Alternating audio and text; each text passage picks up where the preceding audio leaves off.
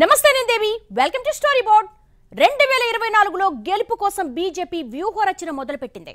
మొన్నటి వరకు cake walk లా కనిపించిన అధికారం ఇప్పుడు అంత తేలిక కాదని గ్రహించినట్టు కనిపిస్తోంది. కర్ణాటక ఫలితాల తర్వాత కాంగ్రెస్ లో జోష్ పెరగడం, విపక్షాల ఐక్యత ఇవన్నీ బీజేపీ అప్రమత్తం కావాల్సిన సందర్భాన్ని సృష్టించాయి. మోడీ ప్రభ కూడా తగ్గుతున్న సూచనలు గుర్తించిన బీజేపీ కేంద్ర కేబినెట్ తో పాటు పార్టీలో కూడా భారీ మార్పులు చేర్పులు చేయాలని నిర్ణయించుకున్నట్టు కనిపిస్తోంది.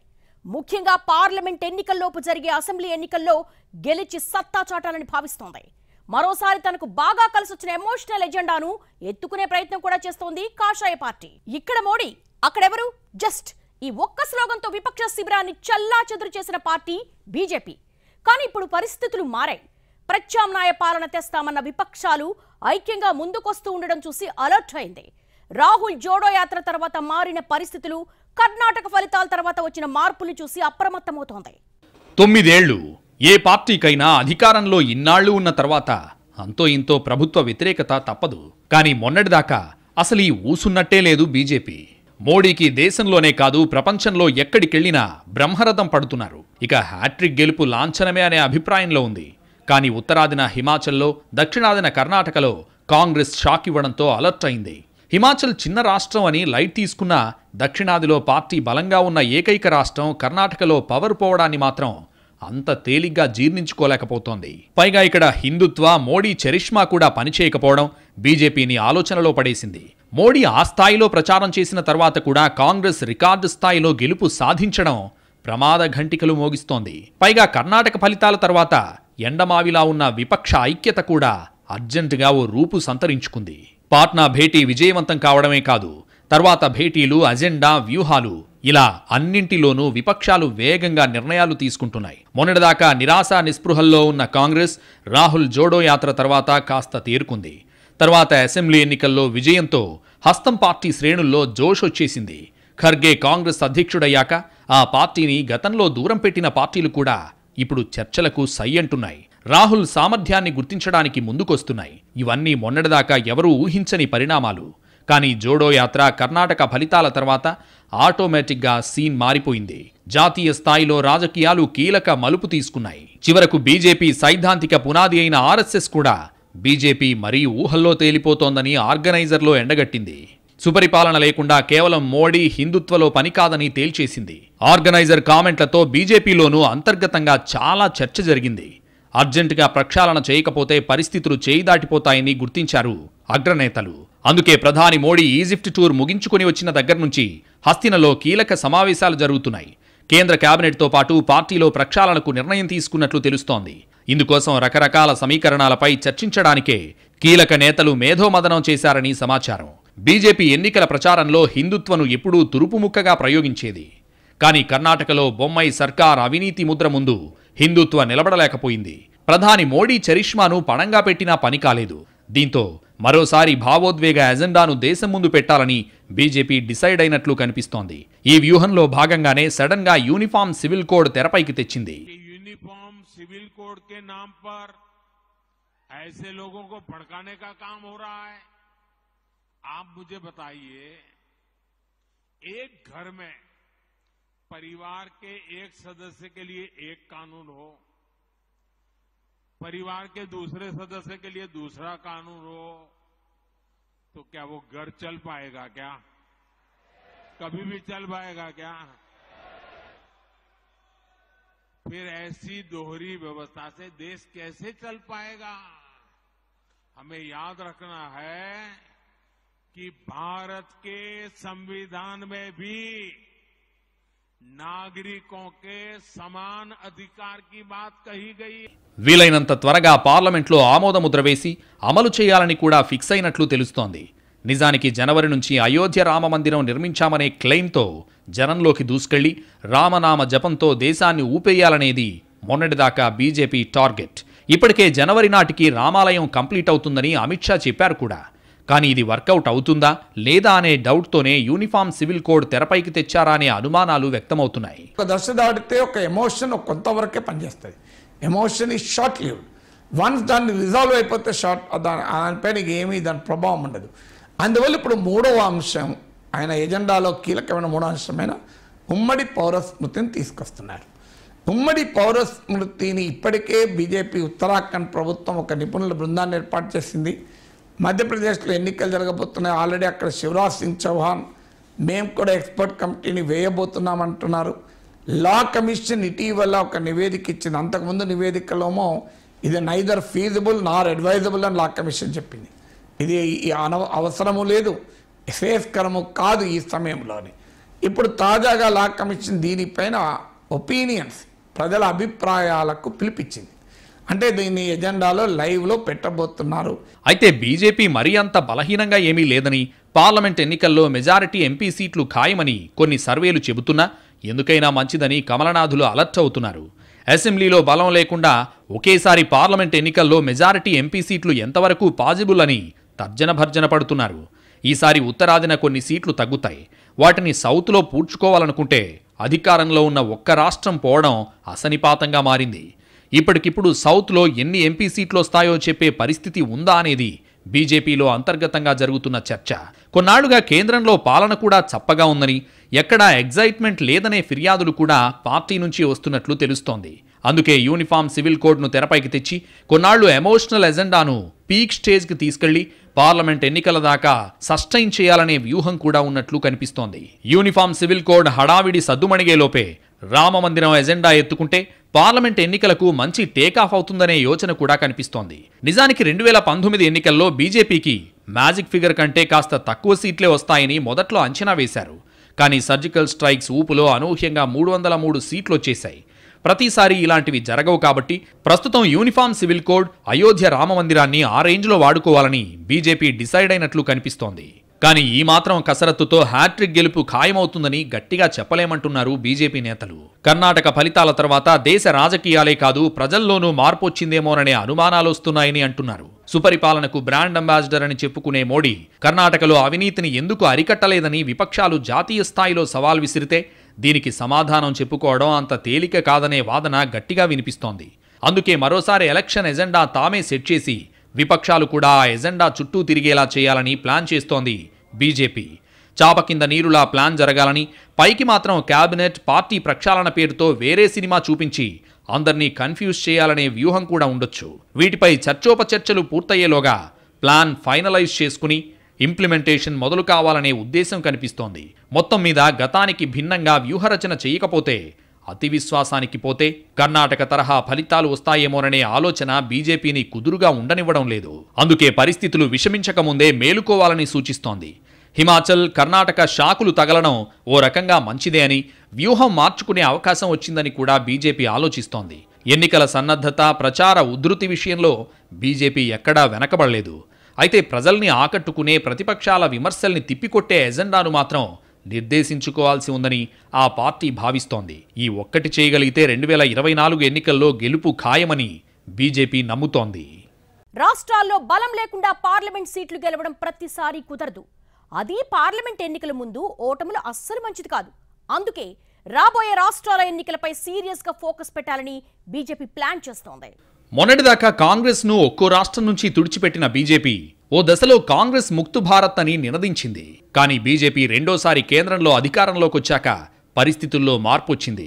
ఎన్నికల్లో గెలిచిన రాష్ట్రాల కంటే ఎన్నికల తర్వాత వ్యూహాలతో అధికారంలోకొచ్చిన రాష్ట్రాల సంఖ్య పెరగడం బీజేపీకి తాత్కాలిక లాభం కలిగించిన దీర్ఘకాలంలో నష్టం చేస్తుందని అప్పుడే విశ్లేషణలొచ్చాయి. కానీ గెలుపు ఊపులో బీజేపీ వీటిని పెద్దగా ఖాతరు చేయలేదు.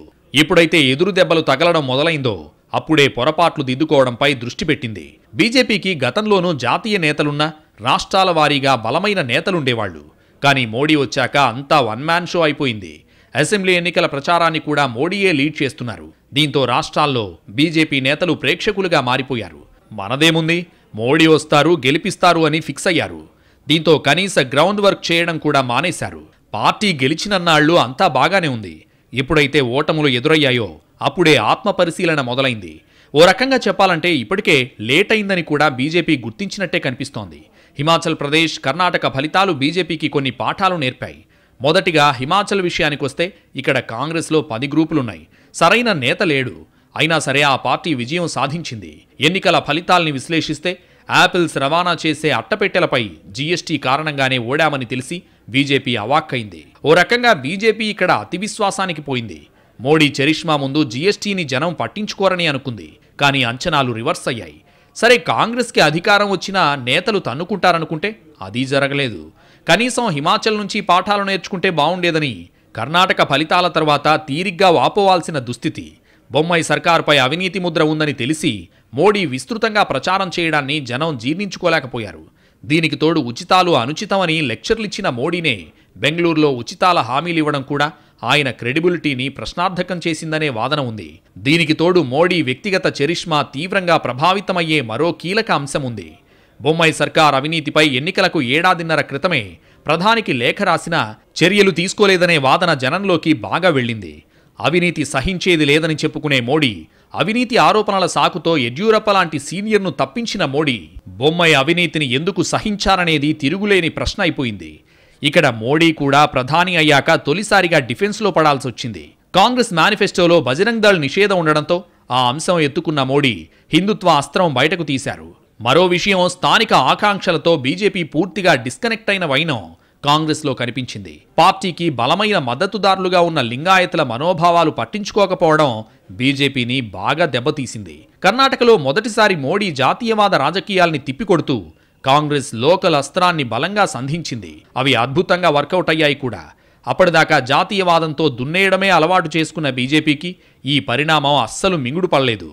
దీంతో అర్జెంటుగా వ్యూహాలు మార్చుకోవాల్సిన పరిస్థితి ఉత్పన్నమైంది. రాబోయే అసెంబ్లీ ఎన్నికల్లో ఎక్కువగా స్థానిక ఆకాంక్షలు, ప్రజాభిప్రాయం మేరకు వ్యూహాలుండాలని, లేకపోతే ఎదురు దెబ్బలు తప్పవని కాషాయ పార్టీ గ్రహించినట్టే కనిపిస్తోంది. దీనికి తోడు త్వరలో ఎన్నికలున్న ఛత్తీస్గఢ్, మధ్యప్రదేశ్, రాజస్థాన్, తెలంగాణలో ఎక్కడా బీజేపీ పరిస్థితి బాగాలేదు. ఇక్కడ పార్టీని ప్రక్షాళన చేయక తప్పదని భావిస్తోంది బీజేపీ. ఇక్కడ కూడా పొరపాటున ఓడిపోతే క్యాడర్లో నైతిక స్థైర్యం దెబ్బతినడమే కాదు, మోడీ చరిష్మా ఇక పనిచేయదని విపక్షాలు గట్టిగా ఎత్తుకుంటాయి. అదే నిజమైతే పార్లమెంట్ ఎన్నికల్లో బీజేపీకి నష్టం తప్పదు. ఎందుకంటే బీజేపీ ఓటింగ్కు తోడు మోడీ ఓటింగ్ పడటం వల్లే మెజారిటీ ఎంపీ సీట్లు వస్తున్నాయి. ఇందులో ఏది తగ్గినా సీట్లు తగ్గిపోతాయి. అప్పుడు కేంద్రంలో అధికారం మీద కూడా ఆశలు వదులుకోవాల్సిన పరిస్థితి వస్తుంది. అయితే ప్రస్తుతం బీజేపీ ఆశ ఒకటే, మోడీ ప్రపంచంలో ఏ దేశం వెళ్లినా అద్భుత స్వాగతం లభిస్తోంది. వివిధ దేశాధినేతలు మోడీని పొగుడుతున్నారు. పార్లమెంట్ ఎన్నికలొచ్చేసరికి ప్రజలు కూడా మోడీకి అండగా ఉంటారని కాషాయ పార్టీ నమ్ముతోంది. ఈ ఒకే ఒక ఆశే తమను గెలుపుదరి చేర్చగలదా లేదా అనే సందేహాలు లేకపోలేదు. అందుకే ఎక్కడా రిస్క్ తీసుకోవడానికి సిద్ధపడట్లేదు. గతంలో మాదిరిగా మొత్తం మోడీ మీదే భారం వేయకుండా ప్రభుత్వ పరంగా, సంస్థాగతంగా కూడా బలం పెంచుకునే ప్రయత్నం చేస్తోంది. వరుసగా కీలక నేతలతో మోడీ సమావేశాల వెనుక లోతైన వ్యూహరచన ఉందనే ప్రచారం గట్టిగా జరుగుతోంది. బీజేపీ అన్నింటికంటే ముందు రాజస్థాన్, ఛత్తీస్గఢ్, మధ్యప్రదేశ్లో అనుకూల పరిస్థితులు సృష్టించుకోవాలి. కొన్ని నెలల సమయంలో ఇది సాధ్యమేనా అనే సందేహాలున్నాయి. మొదట ఈ రాష్ట్రాల ఎన్నికల్లో కాస్తైనా సానుకూల ఫలితాలు రాకపోతే సమాధానం చెప్పుకోవడం కష్టమవుతుందని బీజేపీ అగ్రనేతలు ఏకాభిప్రాయానికి వచ్చినట్టే ఉంది. మరి బీజేపీ వ్యూహాలు రాష్ట్రాల్లో ఏ మేరకు ఫలిస్తాయి, కమలం గ్రాఫ్ ఏ మేరకు పుంజుకుంటుందనేది తేలాల్సిన విషయం. ఇప్పటికైతే విపక్ష శిబిరం జోష్లో ఉంది. బీజేపీ కొద్దిగా వెనకబడింది. రాబోయే రాష్ట్రాల ఎన్నికల్లో కమలం బలం పుంజుకుంటే పోటీ మరింత రసవత్తరంగా మారడం ఖాయం. ఇప్పటిదాకా జాతీయవాదాన్ని ఎక్కువగా నమ్ముకున్న బీజేపీ ఇప్పుడు వ్యూహం మార్చి లోకల్ సెంటిమెంట్ వర్కౌట్ చేస్తోంది. 2019 సార్వత్రిక ఎన్నికల్లో ఓడిపోయిన స్థానాలపై ప్రత్యేక దృష్టి పెట్టనుంది. 2019లో బీజేపీ పోటీ చేసిన స్థానాలు 437 కాగా గెలిచినవి 303. మరి మిగిలిన 144 స్థానాల్లో ఓటమికి గల కారణాలు ఏంటి? ఆయా నియోజకవర్గాల్లో గెలుపు కోసం అమలు చేయాల్సిన వ్యూహాలు ఏంటి? 144 స్థానాల్లో పక్కా లోకల్ స్కెచ్తో సరికొత్త ఆపరేషన్ను మొదలుపెట్టనుంది బీజేపీ. ఇందుకోసం స్వయంగా ప్రధాని నరేంద్ర మోడీ రంగంలోకి దిగనున్నారు. దేశంలోని 40 చోట్లకు ప్రధాని నరేంద్ర మోడీ స్వయంగా వెళ్లనున్నారు. మిగిలిన 104 స్థానాలకు బీజేపీ జాతీయ అధ్యక్షుడు జేపీ నడ్డా, కేంద్ర హోంమంత్రి అమిత్ షా, ఇతర కేంద్ర మంత్రులకు కేటాయించనున్నారు. వీరంతా ఆయా నియోజకవర్గాల్లో భారీ బహిరంగ సభలు ఏర్పాటు చేసి పార్టీ బలోపేతానికి కృషి చేయాలని ఆరాటపడుతున్నారు. ఇందుకోసం లోక్సభ ప్రవాసి యోజన 2వ దశలో ఈ 144 నియోజకవర్గాల్లో ప్రత్యేక కార్యాచరణ రూపొందించారు. ఈ కార్యాచరణలో ముఖ్యంగా 5 అంశాలపై ప్రత్యేక దృష్టి సారించినట్లు తెలుస్తోంది. ప్రచార ప్రణాళిక పగడ్బందీగా అమలు చేయడం, పార్టీ చేసిన కార్యక్రమాలను ప్రజలకు తెలిసేలా చెప్పడం, ఆయా నియోజకవర్గాల్లో రాత్రి బస, ఫలితాలను నిర్దేశించే అంశాలపై ఫోకస్, పొలిటికల్ మేనేజ్మెంట్, కేంద్ర మంత్రులకు క్లస్టర్ల బాధ్యత అనే అంశాల ప్రాతిపదికన వ్యూహాలు ఉండబోతున్నాయి. ఈ 144 నియోజకవర్గాలను ఒక్కో క్లస్టర్గా పరిగణించి ఒక కేంద్ర మంత్రికి బాధ్యతను అప్పగిస్తారు. వీరు అసమ్మతి నేతలతో మంతనాలు చేయడం, వారి సమస్యలు పరిష్కారం చేసేలా చూడాలి. స్థానికంగా జరిగే కార్యక్రమాల్లో కేంద్ర మంత్రులు పాల్గొనాలి. నియోజకవర్గంలోని ప్రముఖులైన వైద్యులు, ప్రొఫెసర్లు, న్యాయవాదులు, వ్యాపారులను కలవాలి. వారితో సమావేశాలు నిర్వహించాలి. ఆర్ఎస్ఎస్ అనుబంధ సంస్థల స్థానిక నేతలు, ప్రతినిధులతో సమావేశాలు నిర్వహించాలి. గతంలో కొన్ని రాష్ట్రాల్లో బీజేపీ పుంజుకుంది. కానీ రాష్ట్రాల్లోని కొన్ని నియోజకవర్గాల్లో మాత్రం అంతంత మాత్రమే ప్రభావం చూపుతోంది. దీంతో 2024 ఎన్నికల్లో ఎలాగైనా 144 నియోజకవర్గాల్లో జెండా ఎగరేయాలని కమల దళం నాయకులు కంకణం కట్టుకున్నారు. పార్టీ బలంగా ఉన్న నియోజకవర్గంలో కంటే బలహీనంగా ఉన్న వాటిపై ప్రత్యేక దృష్టి సారించనున్నారు. ప్రచారం కోసం ఏకంగా ప్రధాని మోడీనే రంగంలోకి దిగబోతుండడంతో ప్రాధాన్యత సంతరించుకుంది. మరి బీజేపీ పక్కా లోకల్ స్కెచ్ వర్కౌట్ అవుతుందా లేదా అనేది చూడాలి. కర్ణాటక అసెంబ్లీ ఎన్నికల ఫలితాలపై రివ్యూ నిర్వహించిన ఆర్గనైజర్ హిందుత్వం, మోడీ మేనియా పనిచేయలేదని క్షేత్రస్థాయిలో కాంగ్రెస్ వ్యూహం బీజేపీ ఓటమికి కారణమైందని తెలిపింది. అసెంబ్లీ ఎన్నికల ఫలితాలు కాంగ్రెస్ పార్టీకి అనుకూలంగా వచ్చినా పక్కా ప్రణాళికతో ముందుకెళ్తే 2024 లోక్సభ ఎన్నికల్లో బీజేపీ తిరిగి పుంజుకునేందుకు అవకాశం ఉందని అంచనా వేసింది. బీజేపీకి ఇదే సరైన సమయమని, ఇప్పుడు మేలుకోకపోతే అంచనాలు తారుమారు కావచ్చని ఆర్గనైజర్ హెచ్చరించింది. కర్ణాటక అసెంబ్లీ ఎన్నికల్లో బీజేపీ ఓటమికి ఆ పార్టీ నేతల అవినీతే ప్రధాన కారణమని, మోడీ ప్రధానిగా పగ్గాలు చేపట్టాక మొదటిసారి బీజేపీ అవినీతిని సమర్థించుకోవాల్సిన పరిస్థితి ఏర్పడింది. కాంగ్రెస్ జాతీయ స్థాయిలో చేపట్టిన కార్యక్రమాలతో కర్ణాటక ప్రజలను ఆకర్షించేందుకు విశేషంగా కృషి చేసింది. అత్యధిక శాతం ఓటింగ్ నమోదైన ఈ ఎన్నికల్లో ఓట్లను రాబట్టడంలో బీజేపీ పూర్తిగా విఫలం కావడం, సిట్టింగ్ మంత్రులపై ప్రజల్లో ఉన్న వ్యతిరేకత బీజేపీకి ఆందోళన కలిగించే అంశమని ఆర్గనైజర్ తెలిపింది. కర్ణాటక ఎన్నికల్లో కుల సమీకరణ నిర్మోహమాటంగా జరిగిందని తేలిపోయింది. ఉత్తర, దక్షిణ భారతం అంటూ ఓవైపు, భాషా పునర్వ్యవస్థీకరణ అంటూ మరోవైపు ఓట్లను దండుకున్నారని, ఇది చాలా ప్రమాదకరమని ఆర్గనైజర్ ఆరోపించింది. ఇటువంటి దీర్ఘకాలిక పరిణామాలను పరిగణలోకి తీసుకోకుండానే బీజేపీ ప్రజల్లోకి వెళ్లడమే ఆ పార్టీ ఓటమికి కారణమని పేర్కొంది. పక్కా ప్రణాళికతో ముందుకెళ్తే 2024 లోక్సభ ఎన్నికల్లో బీజేపీ తిరిగి పుంజుకునేందుకు అవకాశం ఉందని, బీజేపీకి ఇదే సరైన సమయం, ఇప్పుడు మేలుకోకపోతే అంచనాలు తారుమారు కావచ్చని ఆర్గనైజర్ హెచ్చరించింది. ఈ ఏడాది చివర్లో 5 రాష్ట్రాల ఎన్నికలు, వచ్చే ఏడాది సార్వత్రిక ఎన్నికల ముందు కేంద్రంలోని బీజేపీ సర్కార్ కీలక నిర్ణయం తీసుకుంది. ఎన్నో రోజులుగా ఊహాగానాలు వినిపిస్తున్న కేంద్ర మంత్రివర్గంలో మార్పులు త్వరలోనే చోటు చేసుకోనున్నట్లు సమాచారం.